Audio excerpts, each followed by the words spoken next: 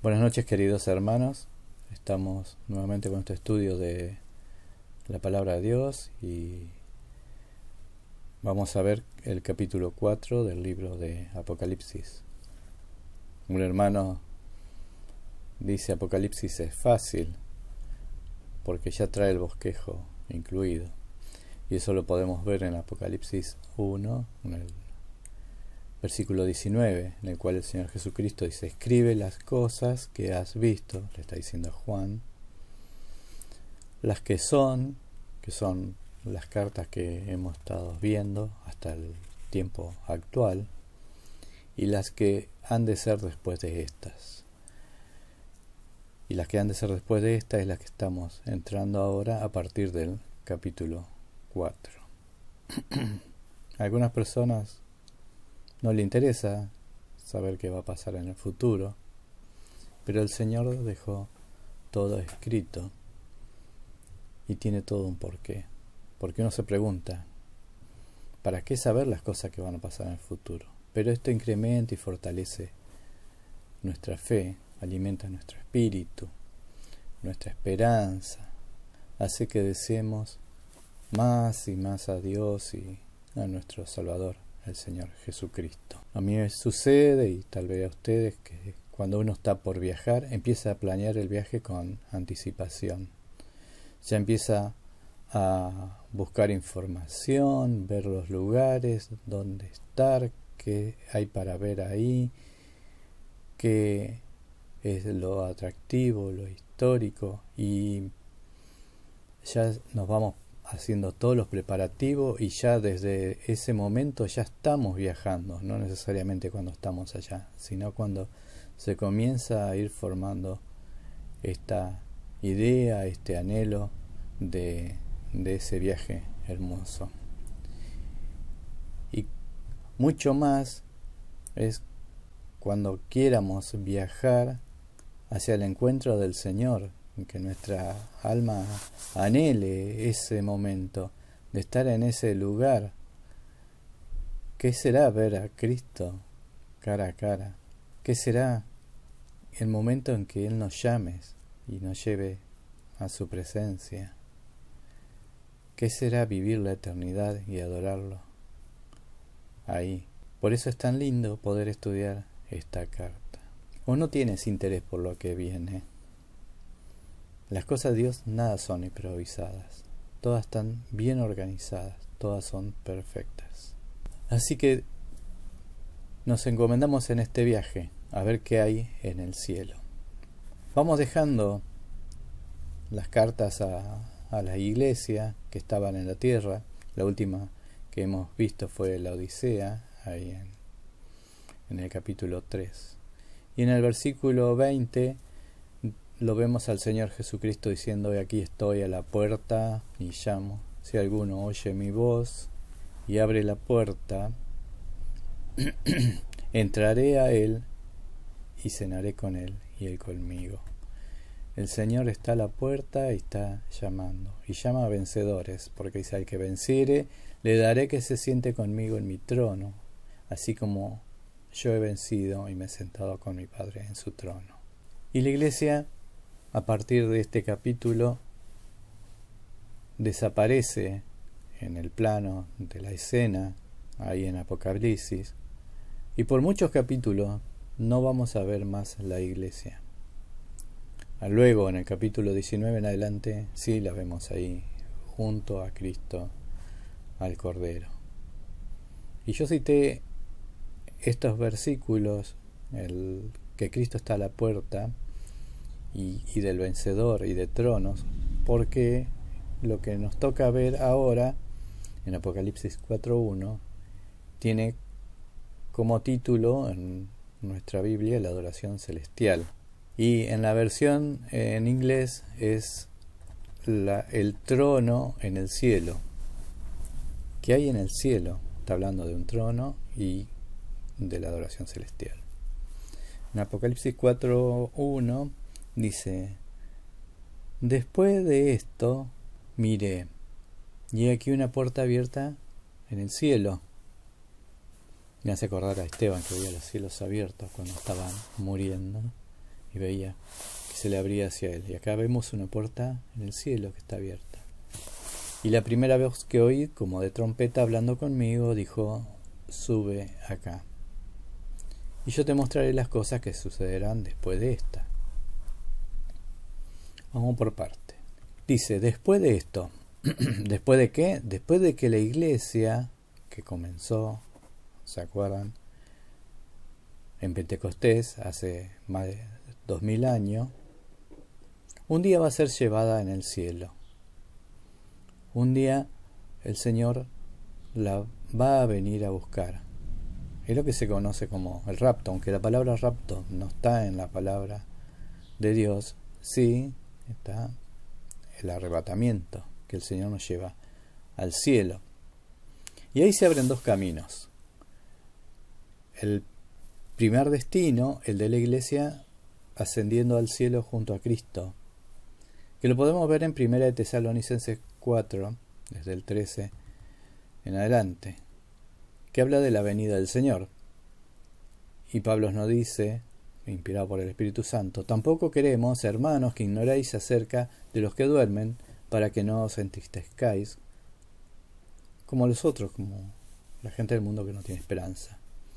Porque si creemos que Jesús murió y resucitó, así también traerá Dios con Jesús a los que durmieron en él. Todos van a resucitar, y los que estemos vivos iremos al cielo con el Señor. Por lo cual os decimos esto en palabra del Señor, que nosotros, que vivimos, que habremos quedado hasta la venida del Señor, no precederemos a los que durmieron. Porque el Señor mismo, con voz de mando, con voz de arcángel, y con trompeta de Dios, descenderá del cielo, y los muertos en Cristo resucitarán primero. Luego nosotros, los que vivimos, los que hayamos quedado, seremos arrebatados juntamente con ellos en las nubes para recibir al Señor en el aire, y así estaremos siempre con el Señor. Un día el Señor nos va a venir a buscar. Pronto viene, dice él, y llevará a los suyos. La mayor parte de la gente quedará en la tierra. Y se preguntará, ¿qué pasó que desapareció gente? ¿A qué le echarán la culpa? ¿A ovnis, que siempre tienen vigente esa postura? ¿Lo habrán aducido? ¿Se habrán llevado justo a los mejores? ¿A esa gente buena? ¿Qué lucubrarán?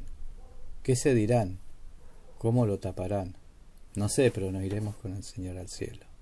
Pero es muy triste el otro destino, el que se queda. Si uno sigue leyendo un poquito más en Tesalonicenses, ahí en primera, en el capítulo 5:1, dice, pero acerca de los tiempos y de las ocasiones, no tenéis necesidad, hermanos, que yo os escriba, porque vosotros sabéis perfectamente que el día del Señor vendrá así como ladrón en la noche, cuando nadie lo espera. Así va a venir el Señor a buscarnos. Y cuando digan paz y seguridad, entonces vendrá sobre ellos destrucción repentina. El mundo va a decir, no, está todo bien, acá todo tranquilidad, todo seguridad. Y ahí empieza esa tribulación. Y serán como los dolores de la mujer encinta, y no escaparán. Así es, después de esto, está diciendo Apocalipsis, después de esto, ese es el tiempo. Después de la era presente de las iglesias. Entonces Juan dice, miré y he aquí en el cielo, vi una puerta abierta. Jesucristo es la puerta. Jesucristo está también a la puerta. En Juan 19 dice, yo soy la puerta. El que por mí entrare será salvo. Y entrará y saldrá y hallará pasto. El Señor abrió una puerta en el cielo. Esa puerta le podemos poner de nombre salvación. Y es fácil y es necesario entrar por esa puerta. Él, cuando venció la muerte, ascendió al cielo y se fue a preparar un lugar para cada uno de nosotros. Y Él quiere que pasemos por esa puerta, por Él mismo, por Cristo. Y Él escribió en Juan 14, pasaje también muy conocido, que Él se fue al cielo a hacernos lugar para nosotros. Hay lugar, dice, en la casa de mi Padre muchas moradas hay. Si así no fuera, yo lo hubiera dicho. Voy pues a preparar lugar para vosotros, para cada uno de nosotros, hermano, está haciendo un lugar, haciendo los preparativos para nosotros. Cuán grande amor nos tiene el Señor. Y si me fuere y os preparare lugar, vendré otra vez y os tomaré a mí mismo, para que donde yo estoy, vosotros también estéis. El Señor viene a buscarnos. El Señor quiere que estemos con Él en el cielo. ¿Tú añoras también como el Señor estar en el cielo con Él? ¿Tienes ese deseo? ¿Estar con quien nos quiso salvar?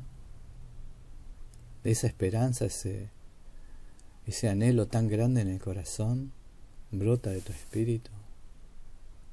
Si no lo tienen, tienes que buscar a Cristo. El Señor te está esperando, pero tiene que pasar por esa puerta, que es Cristo mismo, que es Él y solo Él. Y para pasar por esa puerta, debes creer en Él, pedir perdón de tus pecados, arrepentirle y aceptarlo como tu Salvador. Y Pablo está viendo esa puerta que el Señor la abrió en el cielo y lo está llamando Cristo a Él. Y dice, y la primera voz que oí, como de trompeta, hablando conmigo. Esa voz lo hace recordar al primer capítulo, como lo hemos visto en Apocalipsis 1:10, que dice, yo estaba en el Espíritu en el día del Señor, y oí detrás de mí una gran voz como de trompeta, y ahí se da vuelta Juan. Y Cristo le empieza a decir, escribe, y va escribiendo esta carta de revelación. Nuevamente ve como esa voz de mando del Señor, no es una trompeta, es la voz del Señor fuerte y poderosa, que lo está llamando. Y aquí a Juan lo está llamando y le dice, sube acá, le dice Cristo. Se hacen esa imagen del cielo. ¿Y dónde es eso? Uno puede ser, ¿no? Es el tercer cielo. Además lo lleva a Juan directamente y a la presencia del mismísimo trono de Dios Padre. Abre esa puerta, lo lleva a Juan. ¿Cómo lo lleva? En espíritu, dice la palabra de Dios. Más adelante. Porque este cuerpo carnal no puede ir a la presencia de Dios.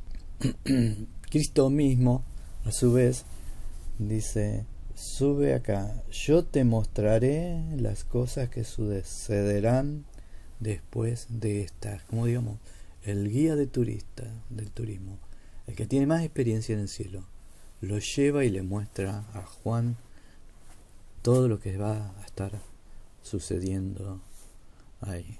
Cristo mismo es el que dice, yo te mostraré las cosas que sucederán después de esta. Esta palabra, después de esta, en el griego es metatauta. Meta es más allá, tauta después. Después del más allá. Del futuro de Dios, de su creación, de las cosas que no conocemos, pero que un día hemos de ver. El Señor te va a mostrar lo que sucederán después de esta, en el futuro. O sea que a partir ya de este versículo estamos viendo el futuro, la revelación del Señor en el cielo, y lo que va a suceder en la tierra son todos los capítulos siguientes. En el versículo siguiente, en el 2, dice, al instante yo estaba en el Espíritu. Y aquí un trono establecido en el cielo y en el trono uno sentado. Estaba en el Espíritu, como que se le separa el espíritu del cuerpo a Juan, y el Espíritu es el que estaba ahí en ese lugar. Y eso nos hace recordar a la visión que tiene Pablo. Pablo también viaja al tercer cielo. Cristo hace con Pablo lo mismo y le muestra cosas inefables que él no puede expresar. Lo podemos ver en 2 de Corintios 12, 1 al 4. Dice, ciertamente no me conviene gloriarme, pero vendré a las visiones y a las revelaciones del Señor. Pablo no se quería gloriar en nada, solamente en lo que había visto. Conozco a un hombre en Cristo que hace 14 años y el cuerpo no lo sé. Él no sabe cómo es esa experiencia. Si fuera el cuerpo no lo sé, Dios lo sabe. Fue arrebatado hasta el tercer cielo. Y conozco al tal hombre, si en el cuerpo fuera el cuerpo no lo sé, Dios lo sabe. Fue arrebatado al paraíso, al cielo mismo, donde oyó palabras inefables que no le es dado al hombre expresar. No tiene tampoco palabra de cómo expresar las cosas que hay en el cielo. Fue en el espíritu porque no tenía cuerpo glorificado. Y las palabras inefables es porque son cosas que no conocemos. Yo puedo hablar en términos técnicos y con fraseología determinada en lo que yo sé. Y puedo hablar con otra persona y decimos palabras que aparentemente son raras, pero no entendemos correctamente. Como sucede un médico en sus términos, con un colega, y no necesitan muchas explicaciones. También puede ser un abogado en términos legales, que lo que no conocemos, no entendemos, y podemos usar otros términos parecidos para poder explicar algo así. Lo mismo le va a suceder a Juan. Juan nos va a empezar a explicar cosas, simbologías que él está viendo, y él dice cómo, dice la palabra semejante a, porque sale de su conocimiento muchas cosas de las que está viendo. Así que todo lo que vamos a estar viendo está explicado de esa descripción a modo de Juan, con palabras que él conoce y nos quiere describir. Muchas son ya conocidas y también guiadas también por el Espíritu Santo para que nosotros podamos tener una mejor interpretación. En el versículo 2 vemos aquí, dice, un trono establecido. Ya existía ese trono, no es nada improvisado, como dije. Y en ese trono, una persona sentada, que es Dios mismo, el Padre. Y en el versículo siguiente, en el 3, dice, y el aspecto, empieza a describir aquí Juan, del que estaba sentado, era, fíjese, semejante. Está sentado en una posición de gobierno, de autoridad, y empieza a describir a Dios mismo en la apariencia de la gloria que él irradia y lo rodea. Dice, era semejante a piedra de jaspe y de cornalina, y estaba alrededor del trono un arco iris semejante al aspecto a la esmeralda.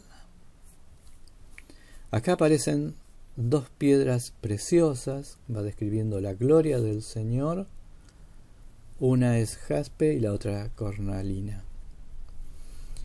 Y esas mismas piedras también las podemos encontrar en varias partes de la palabra de Dios. Dios empieza a determinar y muestra muchas cosas en el Antiguo Testamento y dice cómo se deben hacer, y esas cosas son símbolo de las cosas que están en el cielo. Al sumo sacerdote lo viste de una determinada forma, y en su pectoral, que era de oro, tenía que tener 12 piedras preciosas. Cada piedra preciosa el Señor le daba sus medidas, su ubicación y de qué material tenían que ser, y simbolizaban a cada una de las tribus. Y comienza con estos colores, con la cornalina, y termina con el jaspe, y le da el nombre de cada uno de los hijos de Israel. La cornalina toca a Simeón y el jaspe a Benjamín, al menor de todo. El jaspe es una piedra similar al diamante, Y la Biblia la demuestra como un cristal puro, blanquecino. Y lo podemos ver luego también en la ciudad celestial, al jaspe, porque en Apocalipsis 21:11, la Nueva Jerusalén, estaba toda la gloria de Dios, dice, teniendo gloria a Dios, y su fulgor de esa gloria de Dios que tenía esa ciudad, era semejante al de una piedra preciosísima, como la piedra de jaspe, diáfana como el cristal. También el muro, en el versículo 18 del capítulo 21, dice: el muro era de jaspe, pero la ciudad era de oro puro, semejante al vidrio limpio. Va repitiendo estos materiales el Señor. Luego el cimiento de esa ciudad también estaba adornada de toda piedra preciosa, y el primer cimiento, la base, dice que era de jaspe. Y va enumerando todos los demás materiales, y lo vemos en el sexto lugar a la cornalina, en ese lugar. Así que el Señor se representa como un fulgor de esos colores. La cornalina es un rojizo, así que imagínense como una luminosidad blanca, brillante y rojiza alrededor del que está sentado en el trono, que es el Señor. No describe su cara, describe su forma, porque la cara del Señor, su rostro, no se puede ver. Como ser humano no se puede ver. Lo vemos cuando hablaba con su pueblo en el desierto, en el monte de Sinaí. En Éxodo 33:20, Jehová dice: no podrás ver mi rostro, porque no me verá hombre y vivirá. No puede vivir una persona que ve a Dios mismo con este cuerpo mortal y pecaminoso. Y lo repite Pablo en la primera carta de Timoteo, en el versículo 6, versículo 16. Al único que tiene inmortalidad, que habita en luz inaccesible, a quien ninguno de los hombres ha visto ni puede ver. A él sea la honra, el imperio sempiterno. Amén. Así que podemos ver a Dios que no se puede ver. Moisés quería verlo, pero Dios le dijo: no vas a vivir si me ves. Entonces lo podemos ver, lo vamos a ver un poquito más adelante, de que lo pone en una peña, lo tapa con su mano, cuando su gloria pasa cerca de él, y deja solamente de que vea su espalda. Y quedó como enceguecido y luminoso por mucho tiempo luego de esa teofanía Moisés. Continuamos viendo la descripción de esa visión que tiene Juan en el cielo. Y dice: y había alrededor del trono un arcoíris, semejante en aspecto a la esmeralda. No era un pedacito de arcoíris ni medio arcoíris, era alrededor, era circular el arcoíris. Yo me imagino como los anillos de Saturno. No sé cómo será, uno que imagina cómo será, pero dice: alrededor de él había como un arcoíris, y ese arcoíris de color como si fuera de esmeralda, o sea que sus tonos serían de colores verdosos. El centro de los colores es amarillo verdoso. Y recordamos a Noé cuando habla de arcoíris, que Dios hace un pacto ahí con Noé, y él jura que nunca más va a destruir la tierra con agua.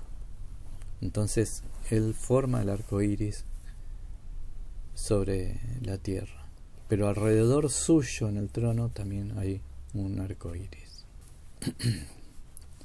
En Ezequiel 1 y en Isaías 6 hay muchas imágenes también que han tenido los profetas de cómo es la gloria de Dios, el trono de Dios. Para Ezequiel, en el versículo 26 del primer capítulo, dice: sobre la expansión había figuras de un trono que parecía de piedra de zafiro, y sobre la figura del trono había una semejanza que parecía a un hombre sentado sobre él, de una forma humana.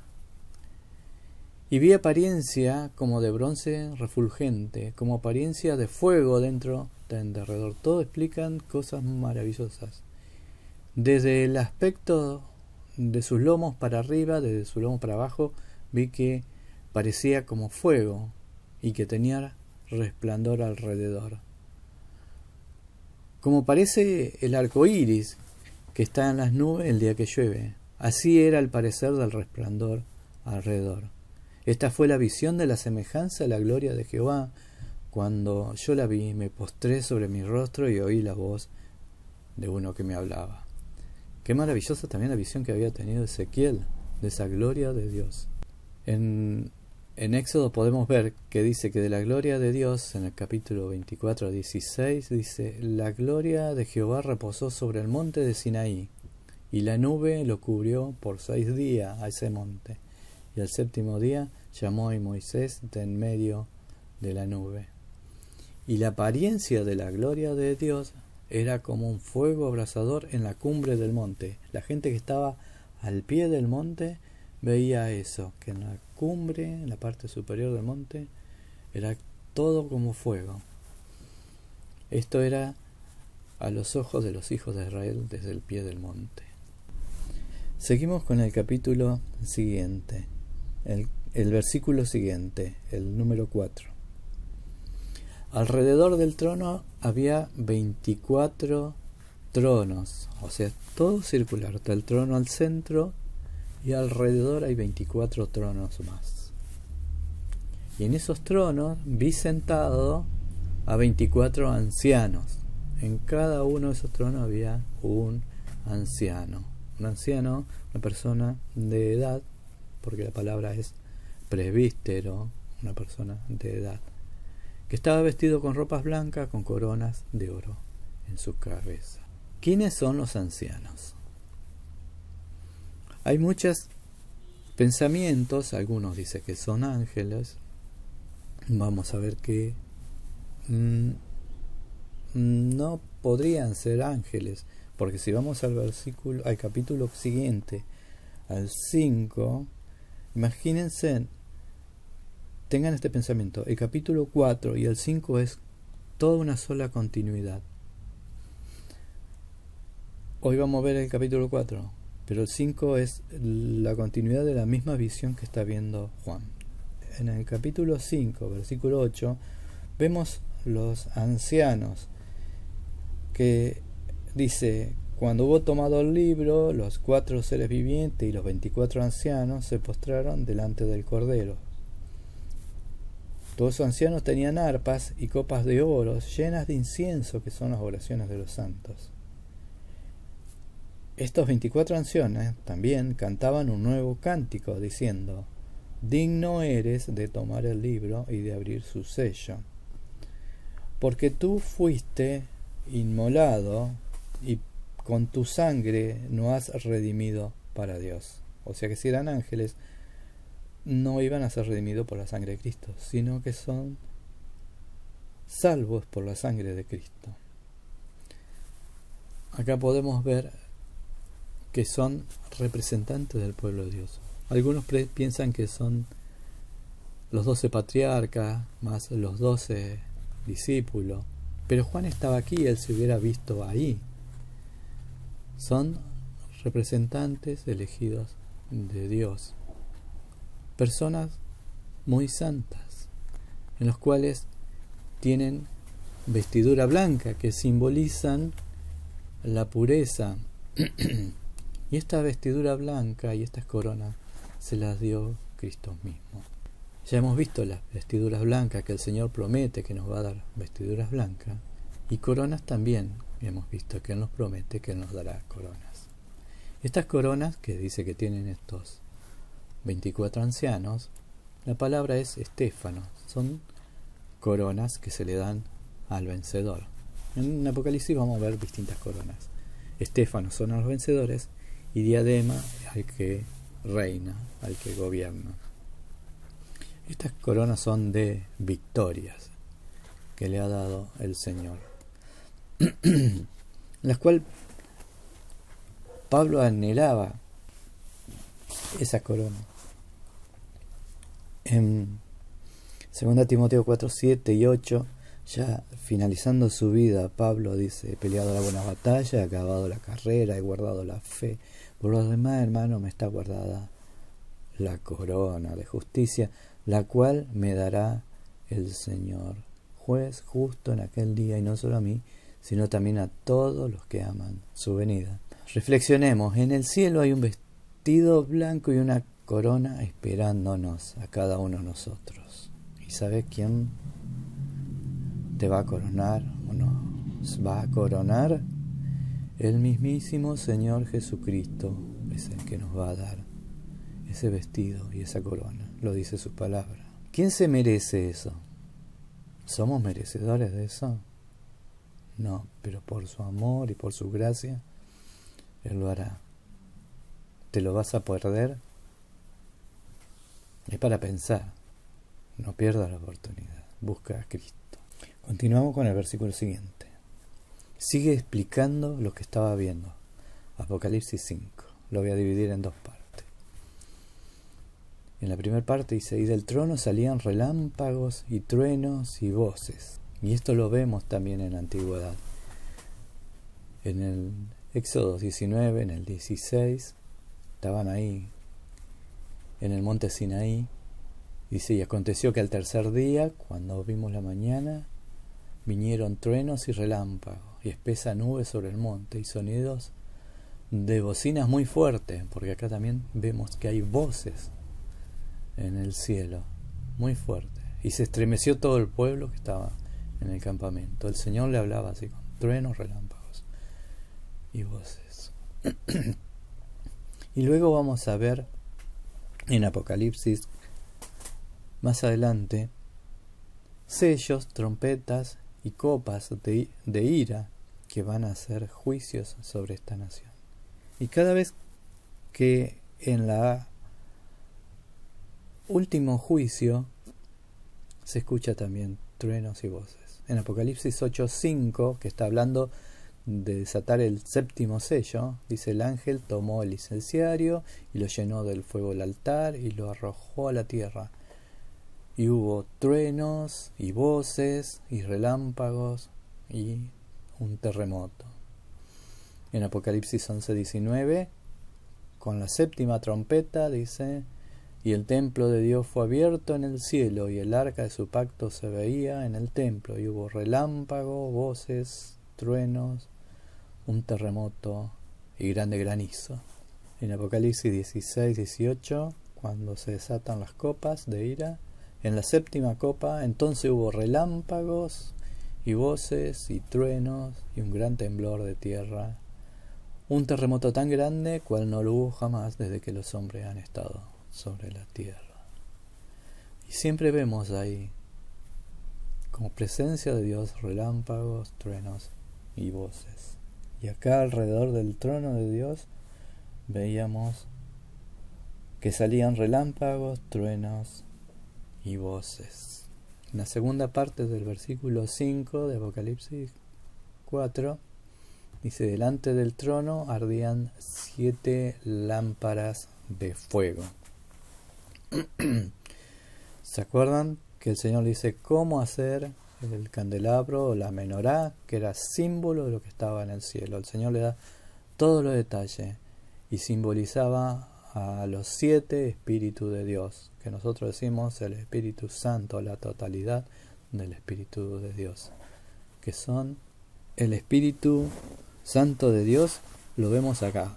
O sea que en esta visión estábamos viendo a Dios sentado en el trono. Frente de Dios esta lámpara de fuego, que es el Espíritu Santo de Dios. Estamos viendo la segunda, otra persona de la Trinidad. Pero están las 3 personas también. Está en el versículo 5, en el capítulo 5, en el versículo 6, dice Juan: y miré y vi en medio del trono y de los 4 seres vivientes y en medio del océano estaba en pie un cordero como inmolado que tenía 7 cuernos, 7 totalidad, cuerno es poder, 7 ojos, totalidad visión, los cuales son los 7 espíritus de Dios enviados sobre la tierra.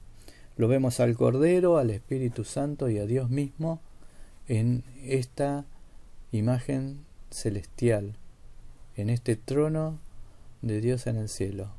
Está Dios sentado, está su Espíritu enfrente y aparece el Cordero, que lo vamos a ver más adelante, también en el mismo lugar.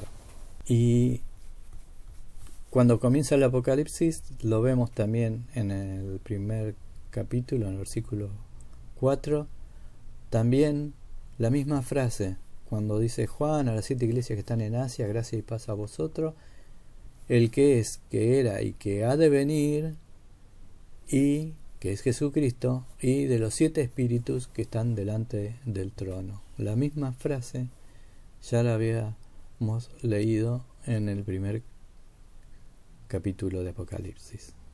7 significa plenitud del Espíritu Santo, y en esta escena hemos podido ver a la Trinidad, al Señor Jesucristo también, en la misma escena. Cristo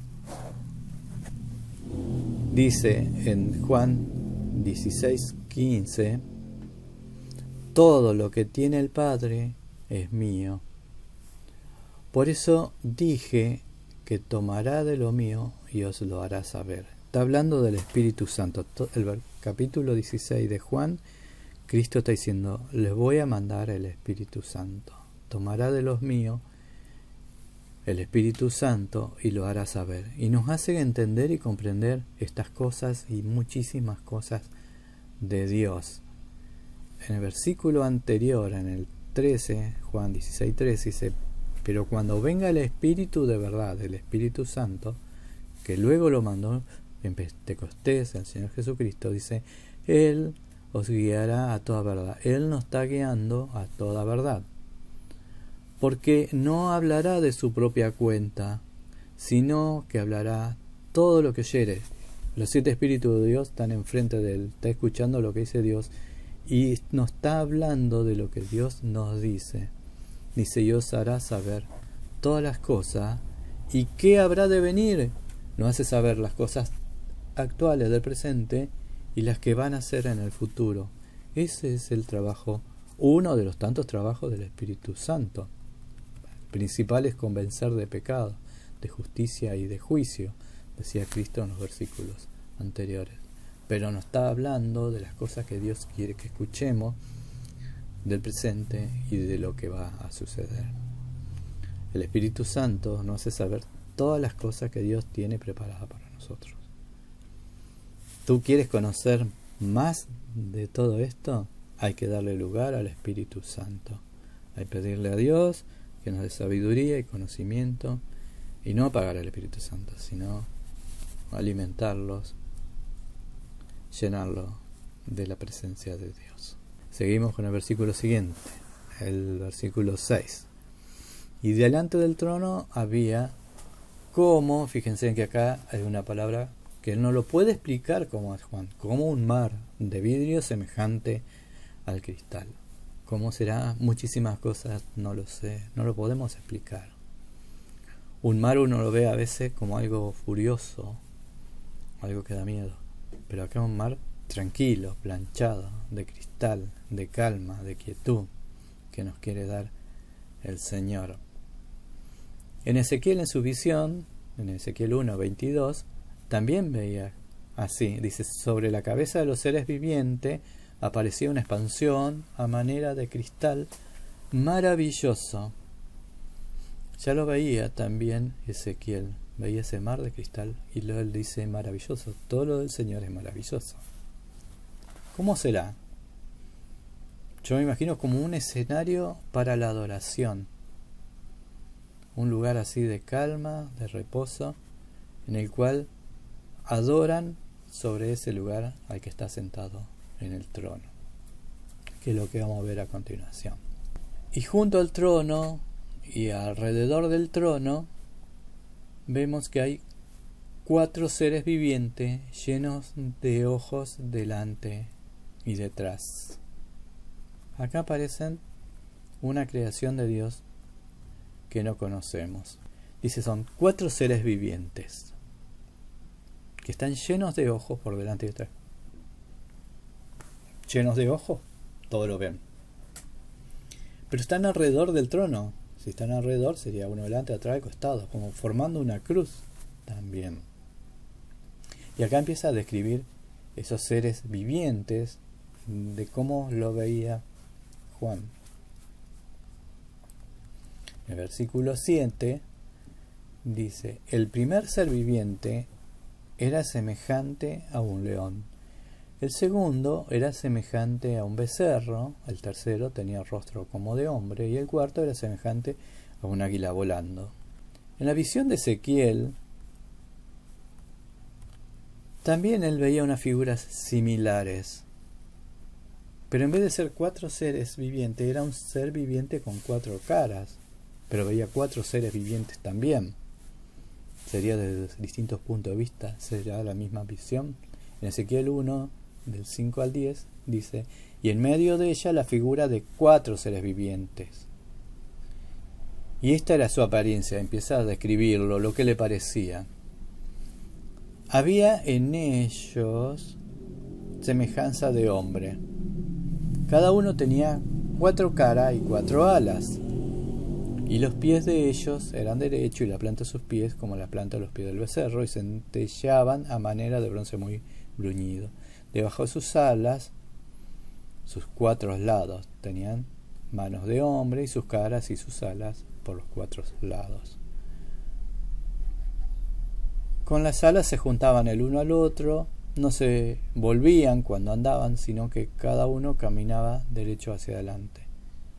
Y el aspecto de su cara era cara de hombre, cara de león, al lado derecho de las 4, cara de buey a la izquierda de los 4, y asimismo había 4 caras de águilas. Veo una visión similar a la de Juan, pero aparecen la cara del león, la cara de un buey o becerro, la cara de un hombre y la cara de un águila. También aquí hay muchas interpretaciones.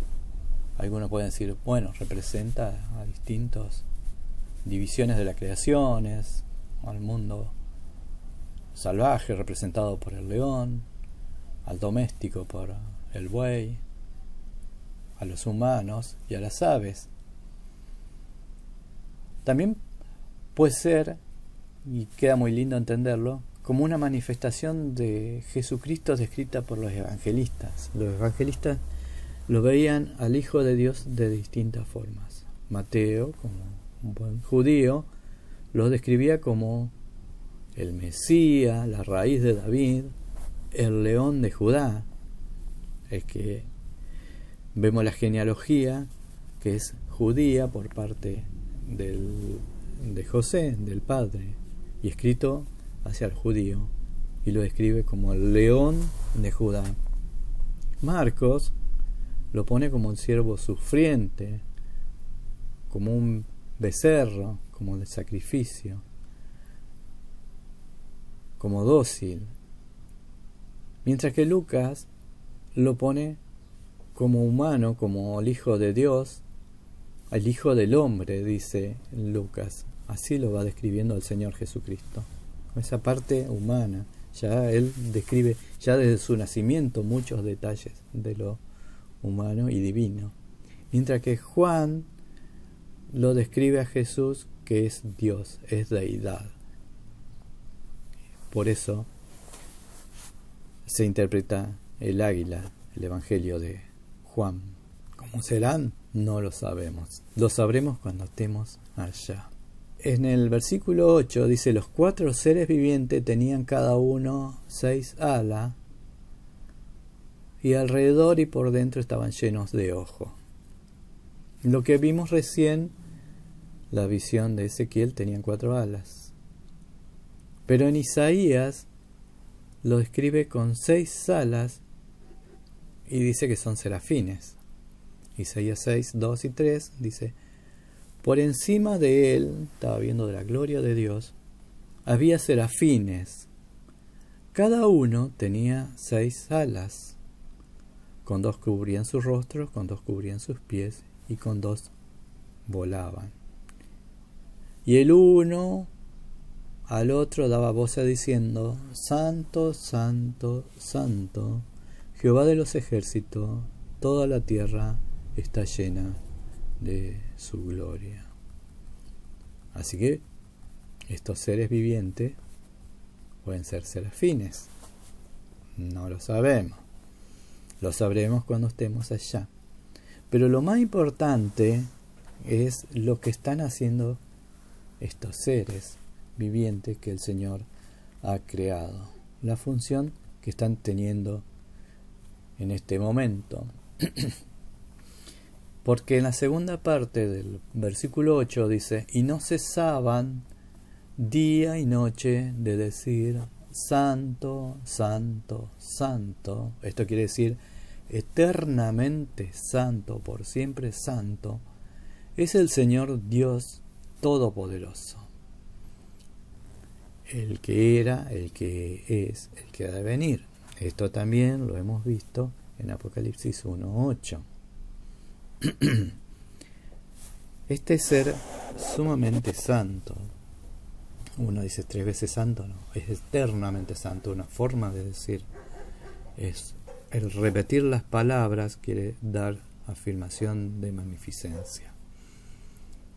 El Señor quiere que seamos santos nosotros, y Él nos pide que vayamos en camino de santidad. En Levíticos 11:41 dice: porque yo soy Jehová vuestro Dios, vosotros por tanto os santificaréis. Cada día tenemos que ir en este camino de santidad, y seréis santo, porque yo soy santo. El Señor dice: yo soy santo. En Éxodo 28:36, que recién narrábamos, cuando estábamos viendo que el Señor le decía cómo tenía que hacer la prenda de vestir al sumo sacerdote, también le dice que tiene que hacer una diadema de oro para ponerse en la frente, y en esa diadema tenía que tener una palabra.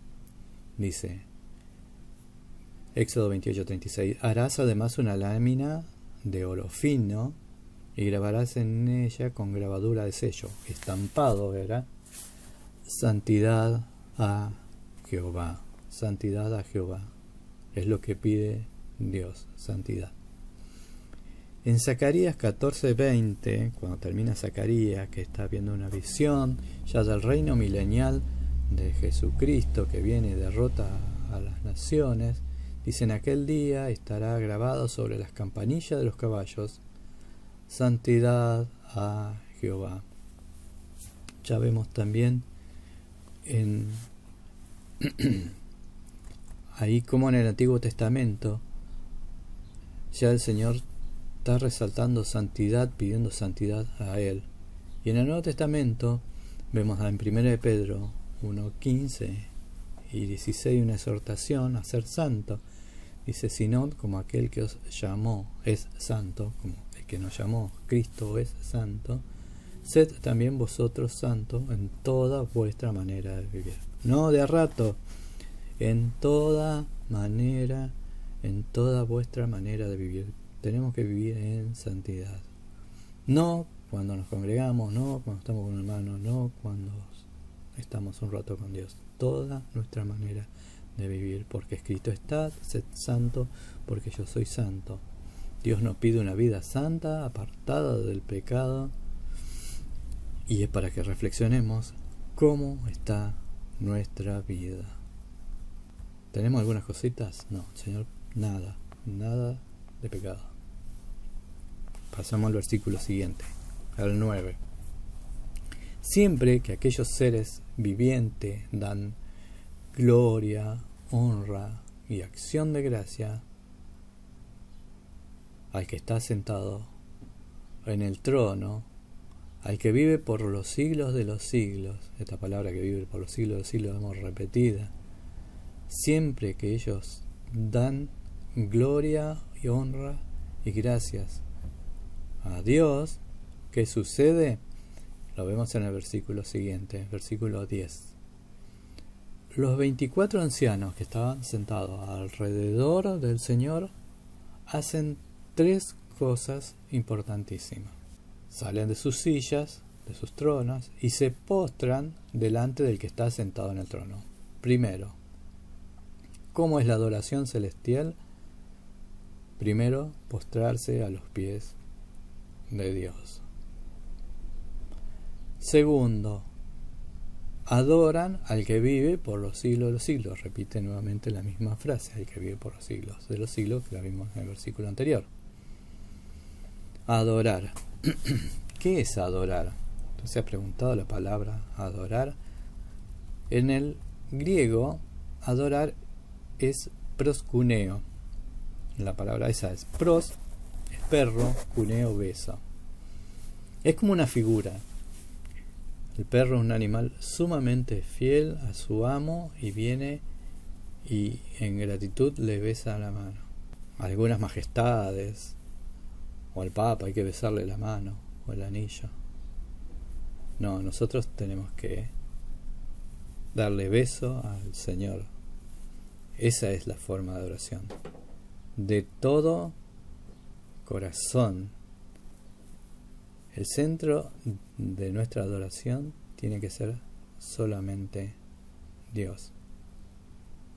¿Cuál es el centro de nuestra adoración? ¿Cómo es nuestra adoración? El Señor no quiere adoración humana o hecha en la carne. No, no sirve. Ni música, ni cosas parecidas a la de este mundo. Él no quiere que amemos las cosas del mundo, ni las cosas del mundo. No le podemos llevar cosas así. Ante el Señor eso no sirve. Se hacía una pregunta también la mujer samaritana, ¿se acuerdan? ¿Dónde tenemos que adorar? ¿En este monte? ¿En aquel? ¿Cómo adorar?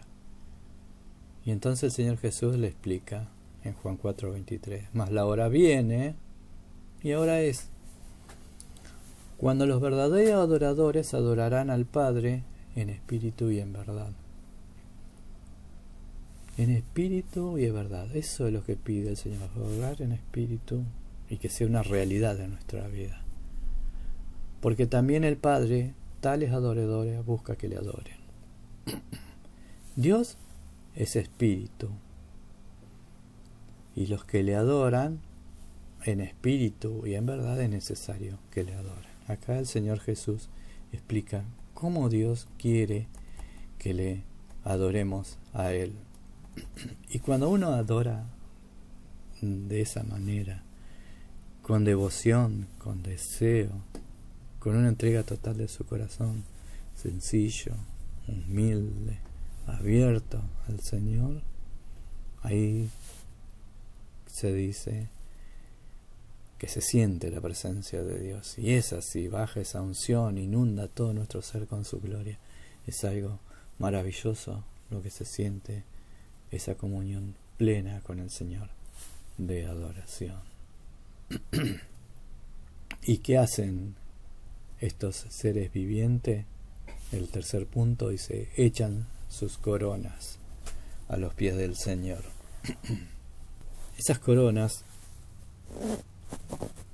ellos dicen, soy vencedor, pero no por mí. Tiran las coronas. Esto que tengo, vos me coronaste, Cristo, lo tiro a tus pies porque son tuyas. Nada es mío, nada me merezco. Todo proviene de ti. Y así es nuestra vida. Todo proviene de Dios. Y esa es la adoración. Se postran ante Él, adoran en espíritu y se despojan de cualquier cosa y le dan toda la gloria al Señor. En versículo final, en el 11 por hoy, dice, Señor, digno eres de recibir la gloria y la honra y el poder. El único digno es Él. Dios mismo. Porque tú creaste todas las cosas y por tu voluntad existen y fueron creadas. El Señor es el que las hizo y las mantiene, y todo por ello subsiste. El Señor es digno de toda alabanza, como dice en el Salmo 96:4, porque grande es Jehová y digno de suprema alabanza. Estamos viendo el futuro. Pongamos nuestra fe en el futuro, porque ella es la que va a fortalecer nuestro presente. Tenemos que vivir a Dios hoy, sabiendo lo que nos está esperando el mañana. Demos la gloria al Señor hoy. Vivamos una vida santa al Señor de hoy en más, porque nos está esperando un mañana glorioso, hermoso. Colosenses 3:1 y 2, para cerrar, dice: si pues habéis resucitado con Cristo, buscad las cosas de arriba, donde está Cristo, sentado a la diestra de Dios. Poned la mira en las cosas de arriba, no miremos las cosas de este mundo, no en las de la tierra, dice. ¿Y qué vamos a ver cuando miremos para arriba? Un día el Señor nos llamará y arriba va a haber una puerta abierta y lo veremos al Señor, que nos dirá: sube acá. Que el Señor te bendiga. Amén.